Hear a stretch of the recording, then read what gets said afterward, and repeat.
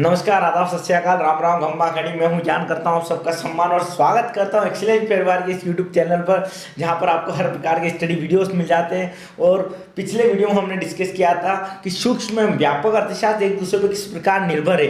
तो अर्थशास्त्र को अभी तक हमने समझा कि अर्थशास्त्र क्या होता है, अर्थशास्त्र के कितने प्रकार होते हैं, आर्थिक तथा अनार्थिक क्रियाओं का डिस्कस हमने अर्थशास्त्र के अंतर्गत किया। अब हम पढ़ने वाले की अर्थव्यवस्था क्या होती है। और ये बहुत बड़ा कंफ्यूजन है लोगों को कि अर्थव्यवस्था और अर्थशास्त्र दोनों एक है, लेकिन ऐसा नहीं है। अर्थव्यवस्था जो है वो अर्थशास्त्र का एक अंग है, लेकिन अर्थशास्त्र और अर्थव्यवस्था दोनों अलग अलग होते हैं। और आज हम समझने वाले कि अर्थव्यवस्था क्या होती है, किस प्रकार से वो लोगों को जीविका प्रदान करती है, एवं अर्थव्यवस्था के कितने प्रकार होते हैं और किस किस आधार पर हमने अर्थव्यवस्था को बांटा है, या फिर किस किस बेसिस पर हमने अर्थव्यवस्था के जो टाइप्स या फिर जो प्रकार पढ़ने वाले हैं वो हमने निर्धारित किए हैं। लेकिन उससे पहले एक बेहतरीन बात याद मुझे फिर से आ गई है कि मंजिल ने हौसलों से कहा, मंजिल ने हौसलों से कहा कि तेरे बस की बात नहीं।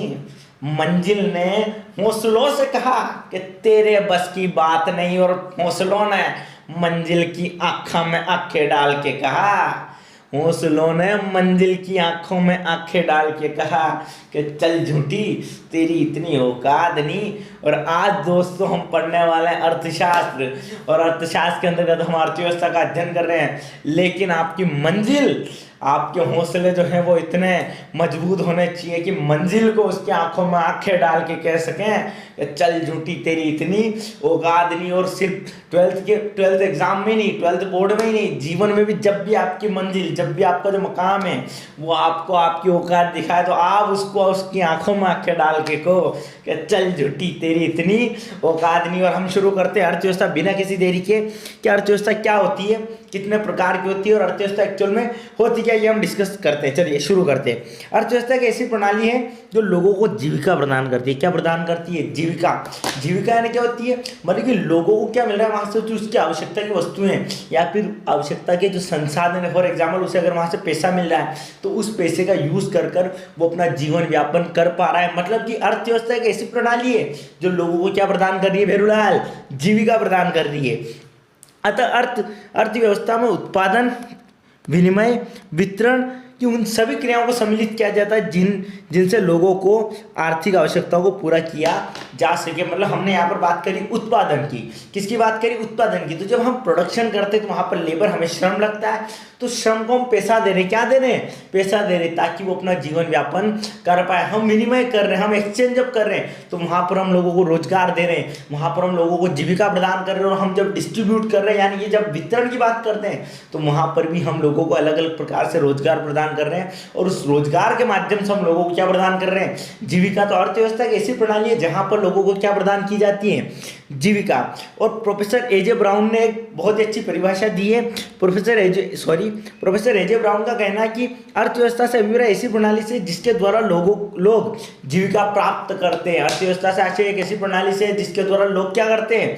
जीविका प्राप्त करते हैं। तो कुल मिलाकर हम अर्थव्यवस्था को कह सकते हैं कि एक ऐसी प्रणाली, एक ऐसा माध्यम जहां से लोगों को रोजगार मिल रहा है, या फिर उस रोजगार के माध्यम से लोगों को क्या मिल रहा है? जीविका, जिससे कि उनका जीवन व्यापन चल पा रहा है। एक अर्थव्यवस्था लोगों को रोजगार प्रदान कर रही है। क्या प्रदान कर रही है? रोजगार। और उस रोजगार के माध्यम से वो धन अर्जित कर रहे हैं, उस धन को वो कहीं खर्च कर रहे हैं, और उस खर्चा जो है वो किसी दूसरे की इनकम है। मतलब उसी अर्थव्यवस्था के माध्यम से वो जो सर्कल चल रहा है, उसी माध्यम से उसने वापस से वो आय अर्जित करी और फिर वो कहीं दूसरी जगह खर्च करेगा, और ये जो सर्कल है चलता रहेगा। और इसी को हम क्या कहते हैं? अर्थव्यवस्था। मतलब कि अर्थव्यवस्था में हम लोगों को जीविका प्रदान कर रहे हैं, यानी कि लोगों का जीवन व्यापन अर्थव्यवस्था के माध्यम से जो हम रोजगार प्रदान कर रहे हैं उसी की वजह से हो पा रहा है। तो आगे बढ़ते हैं। अब हमने समझा कि अर्थव्यवस्था क्या होती है। हमने क्या समझा? अर्थव्यवस्था क्या होती थी। अब हम समझने वाले कि अर्थव्यवस्था के कितने प्रकार हैं। जी हाँ, हमने बात करी थी कि अर्थशास्त्र का अंग क्या है? अर्थव्यवस्था। लेकिन अर्थशास्त्री तो हमने पहले समझा था, और अब ये हमने समझा अर्थव्यवस्था को। लेकिन अब हम समझने वाले कि अर्थव्यवस्था के कितने प्रकार हैं, किस किस आधार पर हमने अर्थव्यवस्था को बांटा है। तो मेरे साथ सब रिवाइज करेंगे बेटा। अर्थव्यवस्था क्या होती है? पहले अर्थव्यवस्था एक ऐसी प्रणाली है जहां पर लोगों को हम क्या प्रदान करते हैं भेरूलाल? जीविका प्रदान करते हैं। क्या करते हैं बेटा नरकुललाल? जीविका प्रदान करते हैं। अब हम समझने वाले कि अर्थव्यवस्था के कितने प्रकार होते हैं, या फिर किस किस आधार पर या किस किस बेसिस पर हमने अर्थव्यवस्था को बांटा है। तो पहला है हमारा नियंत्रण के आधार पर। किस आधार पर? नियंत्रण के आधार पर। तो नियंत्रण के आधार पर हमने अर्थव्यवस्था को तीन कैटेगरी में, तीन भागों में विभाजित किया है, जिसमें पहला हमारा आता है पूंजीवादी अर्थव्यवस्था, जिसे हम बाजार अर्थव्यवस्था और स्वतंत्र अर्थव्यवस्था के नाम से भी जानते हैं। तो पहला जो हमारा अंतर का नहीं, पहला जो हमने अर्थव्यवस्था को विभाजन किया उसका जो आधार है क्या है बेटा? नियंत्रण के आधार पर। किस आधार पर? नियंत्रण के आधार पर। उसके अंतर्गत जो पहली अर्थव्यवस्था आती है वो है पूंजीवादी अर्थव्यवस्था, बाजार अर्थव्यवस्था या फिर स्वतंत्र अर्थव्यवस्था भी इसे कहा जाता है। अगला जो हमने विभाजन किया है वो है समाजवादी अर्थव्यवस्था या फिर नियंत्रण के आधार पर जो दूसरा प्रकार हमारा जो आता है वो है समाजवादी अर्थव्यवस्था। और तीसरा मिश्रित अर्थव्यवस्था। कौन सी अर्थव्यवस्था? मिश्रित अर्थव्यवस्था। साथ ही अगर हम बात करें विकास के आधार पर, किस आधार पर? विकास के आधार पर। तो विकास के आधार पर हमने वापस से तीन कैटेगरी में अर्थव्यवस्था को डिवाइड किया है, जिसमें पहला हमारा पिछड़ी या अविकसित अर्थव्यवस्था। पिछड़ी या कौन सी बेटा? अविकसित अर्थव्यवस्था, जहां पर लोगों को बिल्कुल रोजगार नहीं मिल रहा है, जहां पर बेरोजगारी का जो स्तर बहुत हाई चला गया है, लोगों को रोजमर्रा की जो मूलभूत आवश्यकताओं की वस्तु उनकी भी उपलब्धता नहीं हो पा रही है। तो वो कौन सी है? पिछड़ी या अविकसित अर्थव्यवस्था। सेकेंड हमारी आती है विकासशील या अल्प विकसित अर्थव्यवस्था, जहां पर रोजगार के नए नए तरीके क्या किए जा रहे हैं, मार्केट में लाए जा रहे हैं, या फिर अलग अलग माध्यम से लोगों को रोजगार प्रदान किया जा रहा है। मतलब वो अर्थव्यवस्था क्या हो रही है? विकसित हो रही है धीरे धीरे। तो उस अर्थव्यवस्था को क्या कहते हैं? विकासशील। यानी भारत को मैं एग्जाम्पल ले सकते हैं, आगे चलकर हम अच्छे से डिस्कस करेंगे इसको। और अगला हमारा विकसित या उन्नत अर्थव्यवस्था, एक ऐसी अर्थव्यवस्था है जहाँ पर सभी लोगों को रोजगार मिल रहा है, सभी का जीवन यापन अच्छा है, लोगों का जो जीवन स्तर है, जिस तरीके से लोग रहते हैं, जिस स्टैंडर्ड से लोग रहते हैं वो अच्छा है। तो वो कौन सी अर्थव्यवस्था? विकसित या उन्नत अर्थव्यवस्था हम उसे कहते हैं। अब हम पढ़ लेते हैं कि पूंजीवादी अर्थव्यवस्था क्या होती है। हमने क्या पढ़ा? नियंत्रण के आधार पर अर्थव्यवस्था कितने प्रकार होते हैं बेटा? तीन। पहला क्या था? पूंजीवादी, दूसरा समाजवादी और तीसरा क्या है? मिश्रित है। जी हाँ, पहला हमारा है पूंजीवादी, दूसरा है समाजवादी और तीसरा मिश्रित। अब सबसे पहले हम समझते हैं कि पूंजीवादी अर्थव्यवस्था क्या होती है। ओके, अब पूंजीवादी अर्थव्यवस्था वह आर्थिक प्रणाली है। कौन सी आर्थिक प्रणाली बेटा भेलूलाल? पूंजीवादी अर्थव्यवस्था वह आर्थिक प्रणाली है जहां उत्पादन के साधनों पर निजी स्वामित्व होता है। मतलब जो उत्पादन के जो संसाधन है, यानी प्रोडक्शन के जो रिसोर्सेस है, उन पर जो ओनरशिप है या फिर उन पर अधिकार किसका है? निजी व्यक्तियों का। जी हाँ, किसका है? निजी व्यक्तियों का। और वस्तु का उत्पादन लाभ प्राप्ति की दृष्टि से किया जाता है। किस दृष्टि से करता है वस्तु का उत्पादन? लाभ। मतलब कि पूंजीवादी अर्थव्यवस्था एक ऐसी प्रणाली है जहां पर उत्पादन के जो साधन है वहां पर अधिकार किसका है? निजी व्यक्ति का। और निजी व्यक्ति जो काम करता है बेटा, वहां पर उनका उद्देश्य क्या रहता है? लाभ अर्जित करना। क्या अर्जित करना बेटा? लाभ अर्जित करना। तो ज्यादा से ज्यादा उनका उद्देश्य क्या है? लाभ अर्जित करना। इस अर्थव्यवस्था में सरकारी हस्तक्षेप नहीं होता है। मतलब गवर्नमेंट यहाँ पर हस्तक्षेप करती है क्या? इंटरफेयर करती है क्या? नहीं करती है लाल। गवर्नमेंट इंटरफेयर करती है? नहीं करती है। क्यों? क्योंकि यहाँ पर जो उत्पादन के जो साधन है या जो उत्पादन के जो संसाधन या फिर प्रोडक्शन के जो रिसोर्सेस हैं, उन पर अधिकार, उनमें स्वामित्व किसका है? निजी व्यक्तियों का है। और उनका जो मोटिव है वो क्या है? प्रॉफिट कमाना। और यहाँ पर सरकार हस्तक्षेप करती क्या? नहीं। मतलब पूंजीवादी अर्थव्यवस्था कौन सी अर्थव्यवस्था है? जहाँ पर उत्पादन के जो संसाधन है उन पर नियंत्रण निजी व्यक्तियों का है एवं उत्पादन लाभ प्राप्ति की दृष्टि से किया जा रहा है। साथ ही साथ जहाँ पर जो सरकार है, जो गवर्नमेंट है, वो हस्तक्षेप करती क्या? नहीं करती है। अर्थात व्यक्ति कार्य करने के लिए पूर्ण रूप से क्या होता है? स्वतंत्र होता है। मतलब कि पूंजीवादी अर्थव्यवस्था एक ऐसी प्रणाली है जहां पर उत्पादन के जो संसाधन है वहां पर नियंत्रण किसका है? भेलूलाल, वेरी गुड, निजी व्यक्तियों का। और जो उद्देश्य क्या है? उद्देश्य, वेरी गुड। नटवर लाल के लिए ताली बजा दो बेटा। नटवर लाल ने आंसर दिया कि जी हाँ, लाभ कमाना यहाँ पर उद्देश्य है। और अगला हमने बात करी कि सरकार जो है इंटरफेयर करती क्या? नहीं करती। मतलब पूंजीवादी अर्थव्यवस्था क्या है? एक ऐसी अर्थव्यवस्था या एक ऐसा आर्थिक प्रणाली जहां पर उत्पादन के संसाधनों पर नियंत्रण होता है निजी व्यक्तियों का।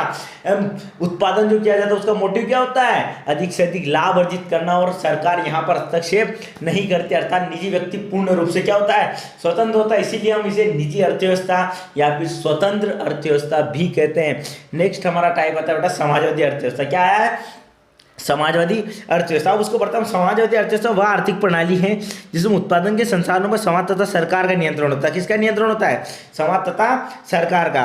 इस अर्थव्यवस्था का मुख्य उद्देश्य आर्थिक विषमताओं को दूर करना होता है। पहला हमने समझा पूंजीवादी अर्थव्यवस्था क्या थी, जहाँ पर निजी व्यक्तियों का उत्पादन के संसाधनों में नियंत्रण था। और जब निजी व्यक्ति कोई काम करता है बेटा, अगर आप आपके गाँव में, आपके शहर में भी देखें, जो निजी व्यक्ति जो कार्य करते हैं उनका मोटिव क्या होता है? सामाजिक कल्याण होता है, सोशल वेलफेयर होता है क्या? या फिर आर्थिक विषमताओं को दूर करते हैं? नहीं। उनका मोटिव होता है कि किस तरीके से ज्यादा लाभ अर्जित किया जा सके। लेकिन समाजवादी अर्थव्यवस्था क्या होती है? उनका उद्देश्य होता है कि आर्थिक विषमताएं जो है, फॉर एग्जांपल एक जो क्षेत्र है, एक स्पेसिफिक एरिया वो ज़्यादा डेवलप्ड है और एक एरिया जहाँ पर विकास नहीं हो पा रहा है, तो समाजवादी अर्थव्यवस्था फोकस करती है उस एरिया पे जहाँ पर विकास नहीं हो पा रहा है। और अगर निजी व्यक्ति होगा तो वो सीधा सा फोकस करेगा उस एरिया पे जहाँ पर ऑलरेडी विकास है, और वो उसका, क्योंकि उसका जो मोटिव वो क्या है, प्रॉफिट मैक्सिमाइजेशन। और समाजवादी अर्थव्यवस्था वह आर्थिक प्रणाली है जहाँ पर उत्पादन के जो साधन है वहाँ पर नियंत्रण किसका बेटा, सरकार का है। साथ ही साथ उनका जो मोटिव है, उनके जो उद्देश्य है वो क्या है, जन कल्याण या फिर आर्थिक विषमताओं को दूर करना। बात समझ में बेटा, दोनों। और मिश्रित यानी कि हम दोनों को क्या कर रहे हैं, मिक्स कर रहे हैं। क्या कर रहे हैं, मिक्स कर रहे हैं। आ जाओ समझ लेते हैं। मिश्रित अर्थव्यवस्था वह अर्थशास्त्र अर्थव्यवस्था है जिसमें पूंजीवादी तथा समाजवादी अर्थव्यवस्था का क्या होता है, समावेश होता है। मिश्रित अर्थव्यवस्था वह अर्थव्यवस्था या वह आर्थिक प्रणाली जहां पर पूंजीवादी तथा समाजवादी का दोनों का क्या होगा, मिक्सचर होगा। क्या होगा, मतलब दोनों क्या है, मिश्रित है या फिर दोनों का समावेश है। और पूंजीवादी क्या है, जहाँ पर निजी व्यक्तियों का स्वामित्व है, और समाजवादी जहाँ पर सरकार का। मतलब मिश्रित अर्थव्यवस्था वो है जहाँ पर उत्पादन के संसाधनों पर नियंत्रण सरकार का भी हो और निजी व्यक्तियों का भी है। कार्य प्रॉफिट यानी कि लाभ कमाने के लिए भी किया जा रहा है, निजी अर्थव्यवस्था यहाँ पर समावेश है। और समाजवादी क्या कहती है, जन कल्याण, मतलब कि निजी व्यक्ति जो है वो कार्य करे किस उद्देश्य के साथ, लाभ प्राप्ति की दृष्टि से, और सरकार काम करने के उद्देश्य के साथ, जन कल्याण की दृष्टि से। इस अर्थव्यवस्था में उत्पादन के संसाधनों पर सरकार तथा निजी व्यक्ति दोनों का नियंत्रण होता है। दोनों का होता है कि नहीं होता है, ये सुनो। ओके। और वस्तु का उत्पादन लाभ प्राप्ति की दृष्टि से किया जाता है। वस्तु का जो उत्पादन कर रहे हैं उसका जो उद्देश्य होता है वो क्या होता है, लाभ प्राप्ति की दृष्टि से होता है। तो हमने तीनों अर्थव्यवस्था समझी, किस आधार पर थी बेटा, ये नियंत्रण के आधार पर। वेरी गुड, अपने लिए ताली बजाओ एक बार, सबने सही से समझा और सब मुझे अब जवाब देने वाले हो तुम। सबसे पहले पूंजीवादी क्या है, पूंजीवादी अर्थव्यवस्था वह आर्थिक प्रणाली है जहां पर उत्पादन के संसाधनों में नियंत्रण किसका है, निजी व्यक्तियों का। और जो सरकार हस्तक्षेप करती है, नहीं, निजी व्यक्ति जो कार्य करते हैं उनका उद्देश्य क्या होता है, लाभ कमाना। अगला हमने पढ़ा समाजवादी, जो हमारा सेकंड टाइप था, वहां पर जो उत्पादन के संसाधन थे वहां पर नियंत्रण या फिर अधिकार किसका है, सरकार का है। और सरकार काम करती है आर्थिक विषमताओं को दूर करने के लिए, जन कल्याण के लिए। और तीसरा हमने पढ़ा मिश्रित, जहां पर उत्पादन के संसाधनों पर नियंत्रण सरकार का भी है और निजी व्यक्तियों का भी है। और वस्तु का उत्पादन लाभ प्राप्ति की दृष्टि तथा सामाजिक कल्याण या फिर सोशल वेलफेयर, दोनों दृष्टियों को ध्यान में रखकर किया जा रहा है। यहाँ तक समझ में आया बेटा? अगर समझ में आया तो प्लीज़ इन नोट्स को लिखो, वीडियो को पॉज कर इन नोट्स को लिखो, और जहां पर भी डाउट आया मुझे कमेंट बॉक्स में जरूर लिख के बताना। अगला हम पढ़ने वाले विकास के आधार पर। किसके आधार पर, विकास के आधार पर। अब विकास के आधार पर हमारे पास वापस से तीन अर्थव्यवस्था। बेटा ये विकास वो किसी का नाम नहीं है ना, ये विकास है ना, डेवलपमेंट की बात कर रहा हूँ मैं, है ना। और भेरूलाल गलत समझ जाता बहुत सी बार, बोले विकास के आधार पर, और विकास उसका दोस्त था तो उसको जाके बोला विकास तेरे आधार पर अर्थव्यवस्था है। तो ऐसा नहीं है बेटा, ये डेवलपमेंट की बात कर रहा हूँ मैं। किसकी बात कर रहा हूँ, डेवलपमेंट की। यानी विकास के आधार पर वापस हमारे पास कितनी अर्थव्यवस्था है, तीन। पहली कौन सी है, पिछड़ी अर्थव्यवस्था। कौन सी अर्थव्यवस्था, पिछड़ी या अविकसित अर्थव्यवस्था। दूसरी कौन सी है, विकासशील अर्थव्यवस्था। और तीसरी विकसित अर्थव्यवस्था। तो आइए हम समझते हैं पिछड़ी अर्थव्यवस्था क्या है। अविकसित या पिछड़ी अर्थव्यवस्था से हमारा आशय उस देश की अर्थव्यवस्था से है जहाँ के लोगों का जीवन स्तर बहुत नीचा हो। जीवन स्तर क्या हो बेटा, बहुत नीचा हो। फॉर एग्जाम्पल, आप यहाँ पर एक व्यक्ति को देख पा रहे होंगे, देख पा रहे हो, नहीं देख पा रहे हो, जादू हो रहा है ये। आप इमेजिन कीजिएगा, आप यहाँ पर एक व्यक्ति को देख रहे हैं जो साइकिल पे जा रहा है, जिसमें कपड़े फटे पुराने बैठे रखे हैं। आप काल्पनिक है ना, कल्पना कीजिए एक व्यक्ति जा रहा है जिसका जीवन स्तर क्या बहुत नीचा है। तो किस अर्थव्यवस्था के अंतर्गत आता होगा, जी हाँ, वो आता है पिछड़ी या अविकसित अर्थव्यवस्था। तो पिछड़ी या अविकसित अर्थव्यवस्था के अंतर्गत जो लोगों का जो जीवन स्तर है वो क्या होता है, नीचे होता है। बेरोजगारी अधिक होती है।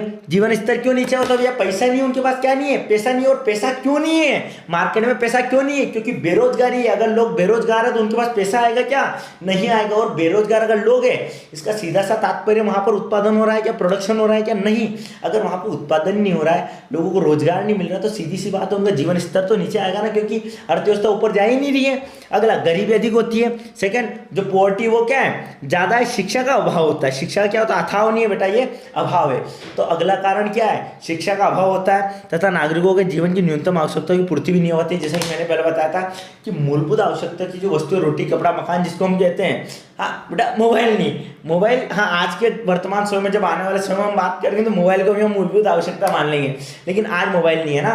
तो रोटी कपड़ा मकान इनकी भी पूर्ति लोगों की नहीं हो पा रही है। तो वो अर्थव्यवस्था कौन सी बेटा, पिछड़ी या अविकसित अर्थव्यवस्था। ऐसी अर्थव्यवस्था में आर्थिक विकास के कार्यक्रमों का नितांत अभाव रहता है। मतलब यहाँ पर आर्थिक विकास की बात होती है क्या? नहीं होती है। यहाँ पर आर्थिक विकास के जो कार्यक्रम है उनका नितांत मतलब कहीं से कहीं तक आप देखोगे तो आपको आर्थिक विकास के कार्यक्रम दिखेंगे ही नहीं। इसीलिए तो यहाँ पर बेरोजगारी अधिक है, गरीबी ज़्यादा है, शिक्षा का अभाव है और अर्थव्यवस्था कृषि पर निर्भर करती है। किस पर निर्भर करती है बेटा? कृषि पर। मतलब ये ज़्यादा फोकस करते हैं कच्चे माल के उत्पादन पर और उसको निर्यात करते हैं, उसको एक्सपोर्ट करते हैं दूसरे देशों को और वहाँ से वो इनको इम्पोर्ट करते हैं या फिर ये आयात करते हैं पक्के माल का, या फिर जो माल वो प्रोड्यूस करते हैं इनके कच्चे माल को प्रोड्यूस कर कर, क्योंकि इनके पास पैसे ही नहीं इंडस्ट्रीज का। हमने बात करी कि यहाँ पर जो आर्थिक विकास का कार्यक्रम है उनका नितांत अभाव है। यहाँ पर इंडस्ट्रीज ही नहीं है, यहाँ पर प्रोडक्शन किए ही नहीं जा रहा, इसीलिए लोग बेरोजगार है, शिक्षा यहाँ पर दी नहीं जा रही है लोगों को। इसीलिए ये अर्थव्यवस्था क्या कहलाएगी बेटा? पिछड़ी या अविकसित अर्थव्यवस्था। थोड़ा सा कॉम्प्लिकेटेड है, लेकिन अगर आप समझने की कोशिश करोगे तो आपको बेहतर तरीके से समझ में आएगा। अगला हमें पॉइंट दिया गया, जीवोपार्जन के संसाधनों की कमी पाई जाती है। जो जीवोपार्जन के जो संसाधन है उनकी क्या होती है? कमी पाई जाती है। मतलब प्रॉपर तरीके से पानी नहीं होता है, उपजाऊ जमीन नहीं होती है। तो ये सारी समस्याएं जिस अर्थव्यवस्था में पाई जाती हैं वो अर्थव्यवस्था कौन सी है? वेरी गुड, कौन सी? हाँ जी हाँ, वो अर्थव्यवस्था पिछड़ी अर्थव्यवस्था। अगला हमारा, और जनसंख्या का घनत्व क्या होता है? अधिक होता है। जनसंख्या का घनत्व क्या होता है? अधिक। मतलब एरिया तो कम है, घनत्व से समझ रहे हो मैं नंबर ऑफ जो पीपल है उनकी बात नहीं कर रहे हैं, वो बात कर रहे हैं कि एक स्पेसिफिक एरिया में जो लोग रहते हैं उनकी जो नंबर होते हैं वो क्या होते हैं? ज़्यादा। मतलब 1 किलोमीटर के अंतर्गत अगर फॉर एग्जाम्पल एक नॉर्मल जो देश है वहाँ पे 100 रहते हैं, ऐसे देशों में कितने रहते होंगे? 1000 लोग रहते होंगे या 1200 लोग रहते होंगे। तो घनत्व से हमारा तात्पर्य क्या था? आपको समझ में आया? मतलब कि इस अर्थव्यवस्था में कुल मिलाकर जो भी स्थितियाँ हैं उनका कारण क्या है? क्योंकि यहाँ पर बेरोजगारी ज़्यादा। बेरोजगारी ज़्यादा क्यों है? क्योंकि यहाँ पर उत्पादन ही नहीं किया जा रहा है। उत्पादन क्यों नहीं किया जा रहा बेटा? क्योंकि यहाँ पर जो आर्थिक विकास के कार्यक्रम है उनका नितांत अभाव है। जनसंख्या अधिक है, अगर जनसंख्या अधिक है तो यहाँ पर सब लोगों को रोजगार दे पाएंगे क्या? नहीं। इसलिए हम सिर्फ कच्चा माल और कृषि पर आधारित अर्थव्यवस्था है, तो हम कच्चा माल प्रोड्यूस कर रहे हैं। मतलब ये जो अर्थव्यवस्था है पिछड़ी अर्थव्यवस्था या अविकसित अर्थव्यवस्था कच्चा माल प्रोड्यूस करती है और वो देश जो विकसित होते हैं या विकासशील हो रहे हैं उनको क्या करती है? एक्सपोर्ट करती है और वहां से इंपोर्ट करवाती है पक्के माल का। इसी कारण से इस अर्थव्यवस्था को हम क्या कहेंगे? पिछड़ी या अविकसित अर्थव्यवस्था। अगला हमारा पॉइंट है बेटा, अल्प विकसित या विकासशील अर्थव्यवस्था। कौन सी अर्थव्यवस्था? अल्प विकसित या विकासशील अर्थव्यवस्था। मतलब कि हम, जी हाँ, जय हिंद जय भारत, हम भारत देश विकासशील अर्थव्यवस्था की तरफ अग्रसर है। जी हाँ, भारत देश आज विकासशील है, हम धीरे धीरे धीरे डेवलपिंग है। मतलब आज हम कौन सी इकोनॉमी है? Developing economy. और वो क्या थी? Under developed economy. और हम जो पढ़ने वाले हैं नेक्स्ट वो क्या है? Developed economy. पहले हमने पढ़ी पिछड़ी या अविकसित अर्थव्यवस्था, अब हम पढ़ रहे डेवलपिंग या विकासशील अर्थव्यवस्था और अगली हम पढ़ेंगे डेवलप्ड या विकसित इकोनॉमी। और भारत की श्रेणी के अंतर्गत आता है विकासशील अर्थव्यवस्था के अंतर्गत। आइए पढ़ते हैं भारत की अर्थव्यवस्था किस प्रकार की है और वहां पर क्या समस्याएं हैं, क्या समाधान उनके बारे में। अल्प विकसित अर्थव्यवस्था उस देश की अर्थव्यवस्था को कहते हैं जिनकी प्रति व्यक्ति वास्तविक आय संयुक्त राष्ट्र अमेरिका, कनाडा, ऑस्ट्रेलिया तथा पश्चिम यूरोप देशों की प्रति व्यक्ति वास्तविक आय की तुलना में कम। उन्होंने क्या कहा कि विकासशील अर्थव्यवस्था उसे हम कहेंगे कि जहां पर लोगों की जो प्रति व्यक्ति आय है वो उन देशों की तुलना में, किन देशों की तुलना में? जो कि विकसित हैं। क्या है? विकसित। फॉर एग्जाम्पल यहाँ पर हमें दिया गया है संयुक्त राष्ट्र अमेरिका, कनाडा, ऑस्ट्रेलिया तथा पश्चिम यूरोप के यूरोपीय देशों की प्रति व्यक्ति वास्तविक आय की तुलना में क्या है? कम है, कम है। किंतु पिछड़े अविकसित देशों की तुलना में क्या है? अधिक है। पिछड़े अविकसित देशों में आपको एग्जाम्पल देना भूल गया था। फॉर एग्जाम्पल आप भूटान को कंसिडर कर सकते हो पिछड़ी या अविकसित अर्थव्यवस्था में। और अल्प विकसित अर्थव्यवस्था या विकासशील अर्थव्यवस्था में उन्होंने क्या कहा कि जहाँ पर लोगों की जो प्रति व्यक्ति आय है, प्रति व्यक्ति आय क्या है? प्रति व्यक्ति आय किससे कम है?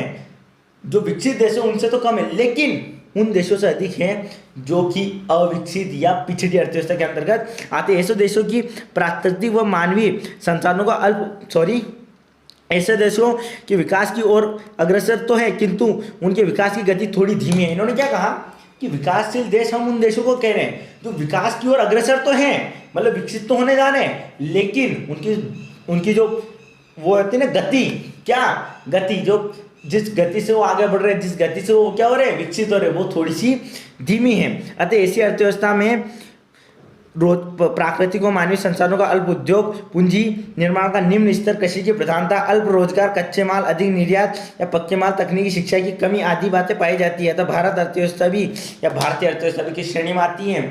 विकासशील अर्थव्यवस्था की श्रेणी में आती है। इन्होंने कहा कि विकासशील अर्थव्यवस्था वह अर्थव्यवस्था है जहां पर लोगों की जो प्रति व्यक्ति आई है वो किससे कम है? विकसित देशों से। और किससे अधिक है? अविकसित या पिछड़े देशों से। और यहाँ पर भी क्या हो रहा है, हम कच्चा माल प्रोड्यूस कर रहे हैं और दूसरे देशों को क्या कर रहे हैं, निर्यात या फिर एक्सपोर्ट कर रहे हैं, और वहां से पक्के माल का क्या कर रहे हैं, आयात कर रहे हैं। अभी आपने देखा होगा भारत में हम बहुत सारी ऐसी चीजें जो क्या कर रहे हैं, चाइना से तो खैर अभी हमारा इतना ज्यादा व्यापार हो नहीं पा रहा है, लेकिन हम बात कर रहे हैं फोन की भी, तो कितने लार्ज नंबर पे आज भी हम चाइना से इंपोर्ट करते हैं फोन का। मतलब कि हमारा पैसा कहां पर जा रहा है, चाइना में जा रहा है। मतलब ये सारी चीजें हम कहां पर प्रोड्यूस कर सकते हैं, इंडिया में। और अगर सारी चीजें हमने इंडिया में प्रोड्यूस करना स्टार्ट कर दी तो धीरे धीरे विकासशील से हम विकसित देशों की श्रेणी में आ जाएंगे। बेटा are you getting my point? Any fear? कोई समस्या तो नहीं है बेटा? नहीं है एनी फियर? नहीं है। वेरूलाल को कोई डर नहीं है भैया, उसने कहा तो कम हियर, यहाँ आ जाओ बेटा। और अगला है विकसित या उन्नत अर्थव्यवस्था। कौन सी अर्थव्यवस्था बेटा? विकसित या उन्नत अर्थव्यवस्था। विकसित या उन्नत अर्थव्यवस्था का आशय ऐसे देश की अर्थव्यवस्था से, कैसे देश की अर्थव्यवस्था से? विकसित या उन्नत अर्थव्यवस्था का आशय ऐसे देश की अर्थव्यवस्था से है जहां जो अपने नागरिकों की भोजन, कपड़ा, मकान आदि आवश्यकता सरलता से क्या कर देता है, पूरा कर देता है। मतलब जो मूलभूत आवश्यकता है नागरिक की, रोटी, कपड़ा, मकान, उनको बहुत ही आसानी से बिना किसी टेंशन के बहुत सरल तरीके से क्या कर देता है, फुलफिल या पूरी कर देता है। जहां गरीबी बेरोजगारी नियंत्रित रहती है। गरीबी बेरोजगारी होती है पर एक बहुत छोटे परसेंटेज में होती है। मतलब ज्यादातर लोगों को क्या रहता है, रोजगार उपलब्ध रहता है। प्रति व्यक्ति वास्तविक आय अधिक होती है। क्यों भैया वो विकसित क्यों है? क्योंकि वहां पर जो पर पर्सन इनकम जो है वो क्या है, अधिक है। लोगों का जीवन स्तर ऊंचा होता है। भैया हमने बात कर दी पिछड़ी या अविकसित अर्थव्यवस्था में लोगों का जो जीवन स्तर वो क्या है, नीचा है। क्या है, नीचा। लेकिन यहाँ पर लोगों का जीवन स्तर क्या है बेटा, ऊंचा है। सीधी सी बात, क्योंकि ये क्या है, विकसित अर्थव्यवस्था या फिर उन्नत अर्थव्यवस्था है। पूंजी निर्माण की गति तेज होती है। भैया यहाँ पर इतना विकास क्यों हो पा रहा है? क्योंकि यहाँ पर जो कैपिटल, जो लोग बचत जो कर रहे हैं, सेविंग कर रहे हैं, वो पूंजी निर्माण की जो गति होती है वो क्या होती है, अधिक होती है। क्योंकि लोगों के पास ज़्यादा से ज़्यादा पैसा सेव कर रहे हैं और फिर उसको क्या कर रहे हैं, वो इन्वेस्ट कर रहे हैं, इंडस्ट्री डाल रहे हैं, तो ज़्यादा से ज़्यादा लोगों को रोजगार मिल रहा है। और दूसरे देश वहाँ पर क्या कर रहे हैं, कच्चा माल भेज रहे हैं। और वो कच्चा माल भेजने वाले देश कौन से हैं, विकासशील एवं अविकसित देश। और कुशल श्रम शक्ति का बाहुल्य अधिक तो होता है। और यहाँ पर जो लोग रहते हैं, जो वर्कर रहते हैं, वो स्किल्ड वर्कर रहते हैं। मतलब उनकी जो काम करने की क्षमता होती है वो बहुत अच्छी होती है। या फिर ये देश ऐसे प्रोग्राम चलाते हैं, ऐसी पॉलिसीज उन्होंने बना रखी है कि हर व्यक्ति को ये काम सिखाते हैं और उस फील्ड का उसे स्पेशलिस्ट बनाते हैं ताकि वो व्यक्ति काम अच्छे तरीके से कर पाए। वो जनसंख्या क्या रहती है बेटा, नियंत्रित रहती है। तो बेटा इसी यही कारण है, सॉरी एक सेकेंड, तो हमने समझा कि अर्थव्यवस्था क्या होता है। अर्थव्यवस्था क्या होती है, अर्थव्यवस्था एक ऐसी प्रणाली है जहाँ पर लोगों को क्या प्रदान की जा रही है, जीविका, मतलब जिसके माध्यम से लोग जीवन यापन कर रहे हैं। अगला हमने पढ़ा कि अर्थव्यवस्था के कितने प्रकार है, हाँ कितने, नियंत्रण के आधार पे 3 है, जिसमें हमारा पहला था पूंजीवादी, जहां पर क्या होता है बेटा, लाभ कमाना उद्देश्य होता है, निजी व्यक्तियों का स्वामित्व होता है और सरकार का हस्तक्षेप नहीं होता है। उसके बाद हमने पढ़ा समाजवादी, जहां पर स्वामित्व किसका होता है, सरकार का होता है, आर्थिक विषमताओं को दूर करना उनका उद्देश्य होता है और सरकारी हस्तक्षेप तो हो गया क्योंकि सरकार का स्वामित्व है। और अगला हमने पढ़ा मिश्रित, जहां पर सरकार और निजी व्यक्ति दोनों मिलकर काम करते हैं। फॉर एग्जाम्पल, अगर मैं आपको एग्जाम्पल देता हूँ कि निजी अर्थव्यवस्था का, अमेरिका में आप ट्रेन चला सकते हो, लेकिन इंडिया में आपको ट्रेन चलाने का अधिकार है क्या, नहीं। मतलब कि इंडिया में कौन सी अर्थव्यवस्था अपनाई जा रही है बेटा, मिश्रित अर्थव्यवस्था। अगला हमने पढ़ा था विकास के आधार पर, किसके आधार पर, विकास के आधार पर। विकास के आधार पर हमने वापस से 3 प्रकार की अर्थव्यवस्था पढ़ती। पहली पढ़ती पिछड़ी अर्थव्यवस्था, जहाँ पर लोगों का जीवन स्तर क्या है, नीचा। क्या है, नीचा। मतलब लोगों को रोजगार मिल रहा है क्या, नहीं मिल रहा है, उत्पादन हो रहा है क्या, नहीं हो रहा है, लोग शिक्षित है क्या, नहीं है। अगला हमने पढ़ा था अल्प विकसित या विकासशील अर्थव्यवस्था, जहाँ पर धीरे धीरे विकास तो हो रहा है लेकिन विकास की जो गति है थोड़ी धीमी है, इसी कारण ये विकासशील या अल्प विकसित अर्थव्यवस्था कहलाती है। क्यों ये विकसित की श्रेणी में नहीं आ रही, उसके कारण है कि ये ज्यादा से ज्यादा क्या कर रहे हैं, इंपोर्ट कर रहे हैं। आज भारत को भी मैंने एग्जाम्पल दिया था कि हम मोबाइल फोन जो है इंडिया में प्रोड्यूस करने की बजाय चाइना जैसे देशों से ज्यादा क्या कर रहे हैं, इंपोर्ट कर रहे हैं। अगला हमने पढ़ा था विकसित या उन्नत अर्थव्यवस्था। फॉर एग्जांपल अमेरिका की अगर हम बात करें तो अमेरिका आज इतना सक्षम है कि वो उसके जितने भी लोग हैं उनको बहुत ही आसानी से क्या प्रदान कर रहा है, रोजगार, और उनकी जो मूलभूत आवश्यकता है उनकी पूर्ति कर पा रहा है। तो उम्मीद करता हूँ आपको वीडियो समझ में आएगा। बेटा अगर किसी पॉइंट में डाउट है तो प्लीज कमेंट बॉक्स में लिख के हमें बताइए और प्लीज कमेंट जरूर कीजिएगा, क्योंकि आपका एक कमेंट हमारे लिए मोटिवेशन का काम करता है और अगली बार हमें वीडियो बनाने के लिए प्रोत्साहित करता है। प्रिंस कुमार कुमार को एक बार फिर से धन्यवाद देना चाहूँगा, वो हमारी वीडियो में बार बार कमेंट कर रहे हैं और हमें मोटिवेट कर रहे हैं, सर डेली वीडियो अपलोड कीजिए सर, वेटिंग फॉर नेक्स्ट। तो प्लीज़ आप भी हमें इस तरीके से सपोर्ट कीजिए, लाइक कीजिए, शेयर कीजिए, सब्सक्राइब कीजिए। अगर आपको पसंद आए तो प्लीज़ शेयर कीजिए आपके दोस्तों के साथ, क्योंकि अगर आप अच्छी चीज़ें अगर आपके दोस्तों को शेयर करेंगे तो उनकी मानसिकता आपके प्रति परिवर्तित होगी, लोग आपके प्रति सब अच्छा सोचना स्टार्ट करेंगे। जब सब लोग आपके प्रति अच्छा सोचना स्टार्ट करेंगे तो आपके जीवन में ऑटोमेटिकली पॉजिटिव चीज़ें होने लग जाएगी। तो तब तक के लिए बहुत बहुत धन्यवाद, हमें दीजिए इजाज़त। नमस्कार, आदाब, सत श्री अकाल, राम राम, खम्मा खड़ी, जय हिंद, जय भारत।